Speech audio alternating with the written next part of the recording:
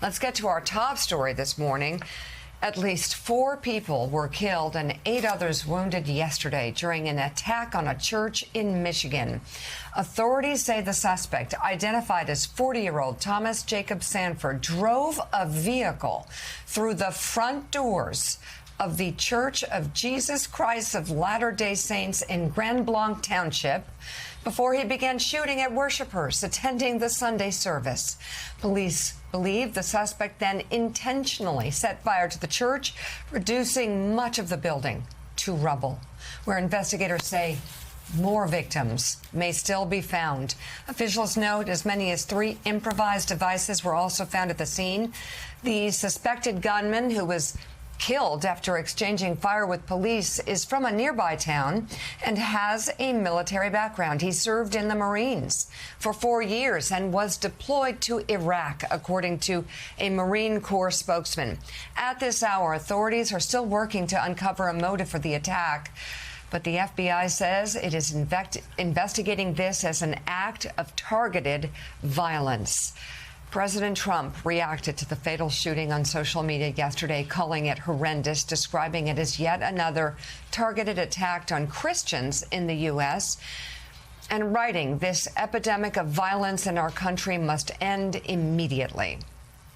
Well, I mean, the targeting, sadly, over the past several years have been against Christians, been against Jews, been against Muslims, been against school children, been mass shootings, mass killings, and we don't know. We have no idea what the motives of this vet was, who I think I saw a picture of him driving a pickup truck. They had a picture of his pickup truck with 2 big American flags, drove it into the church. There's a picture of it with the 2 flags in the back, pickup truck, drove it into the church and then started shooting. Just an absolute nightmare, a nightmare situation. Violence continued. We had more violence this weekend. Another vet in North Carolina, unfortunately, sadly, that has writings that are anti-LGBTQ. So there is violence, and violence all over America this weekend, in red states and blue states. It is just a tragic weekend. Let's bring in MSNBC investigative correspondent Mark Santia. He is live from Grand Blanc, Michigan. Mark, just set up the scene for us. Just another one of these horrific shootings that we've seen far too many of, especially in places of church and synagogues and mosques over the past 5 years. Yeah, Joe and Mika, the church is just behind me down the road. Right now, this road is closed. As the sun comes up, we're expecting first responders, police, firefighters to head in. Right now, investigators are they're holding the scene, but firefighters will go back in there and search for people because we're told several of the walls collapsed during this raging fires. They're going to head in. First responders will continue searching for victims. There were hundreds of people inside the church yesterday at the time of this attack. This happened yesterday morning. Joe, as you said, during service, people were inside, and that's when police say a 40-year-old man who lives in the area intentionally rammed his truck into the church. We are told by law enforcement sources, people rushed to him. They thought he was in an accident. They were running to help, and that's when the man opened fire, shooting several people. The ATF says he also used gasoline to set the church on fire. We are told it was a raging fire. You couldn't get feet to this church, feet from this church. 4 people were killed. Police say several more were injured, adding members inside were, quote, shielding children and practicing their faith. Now, we spoke to Genesee County Sheriff Christopher Swanson. He was here on the scene all day. We caught up with him last night at the end of his tour. He described the chaos and the heroes who stepped up to save lives.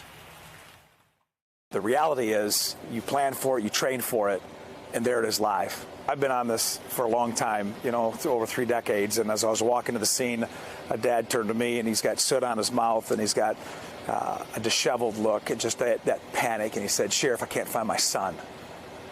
I said, "We're going to find your son." But at that point, you can't give a dad the answer that he wants, and you got him in a family reunification center. That's the aftermath that happens when you have a scene like this, an active shooter, that there's people who cannot find their family members and panic sets in. I saw it in his eyes. This is yet another message of it's not us and them. It's us. It's a country. It's a people. And when these things happen, instead of the divide, this is the time to unite. Police were on scene here. Within 30 seconds, law enforcement killed the shooter. Minutes later, the FBI is now the lead investigative agency. They've not released a motive at this time, but they say this was a deliberate, targeted attack. They also believe the shooter acted alone. Now, security at area churches has been stepped up, and here in Grand Blanc, all schools are closed today. Joe and Mika, send it back to you. MSNBC investigative correspondent Mark Santia reporting live from Michigan. Thank you very much for that report. And it is just so shocking when you see this happening, and we have seen it happen far too much. I know in years past we've seen black churches burned to the ground. Of course, we know what happened in Charleston, just absolutely sad, absolutely awful. We know what happened in Nashville at the Christian private school. We see what's happened here. I remember at a mosque, a worshiper being shot after in New Jersey. And of course, the Tree of Life in Pittsburgh, synagogues. It's so sad. You go around New York City and synagogues, and unfortunately, the hatred they face, the people going to synagogues, Jewish people, they face hatred from the far right and the far left, and so you see this, and it is so deeply disturbing that people can't even worship anymore. I remember back 5, 6, 7 years ago, a Baptist church in Texas being shot up by an AR-15, and it's just an absolute epidemic of gun violence that's even affecting people in church. And there's more to report. Police say 3 people are dead and at least 5 others injured after a lone gunman opened fire at a packed North Carolina waterfront bar on Saturday evening in what officials describe as a, quote, highly premeditated attack. The suspect is facing several charges, including multiple counts of first-degree murder and attempted murder.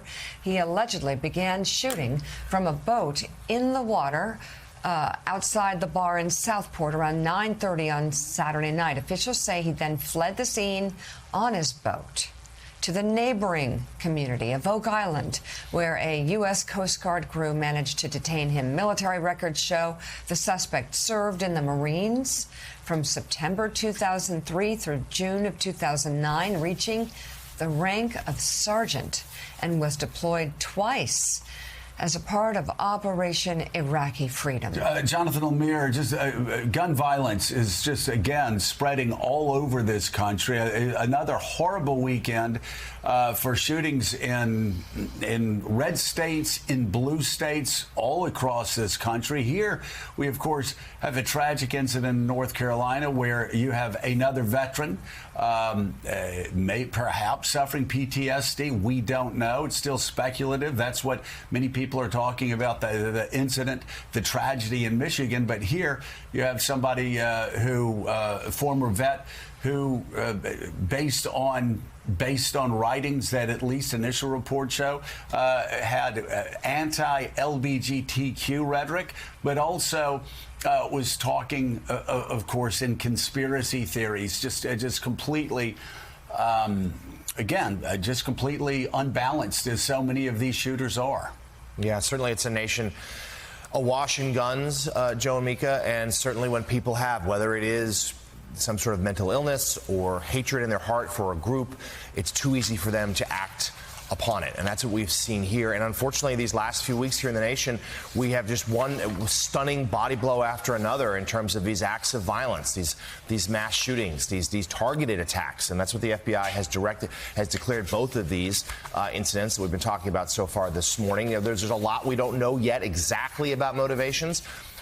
I guess we should note the FBI not as quick to put out details about these 2 gunmen as they were about others in recent days. But for the families involved, that's where, of course, our hearts are breaking. This is a terrible tragedy in both places, and of course, we hope right now that the whole nation, the temperature comes down, and we need some leaders here to try to preach sort of this idea of calm, patience, and forgiveness.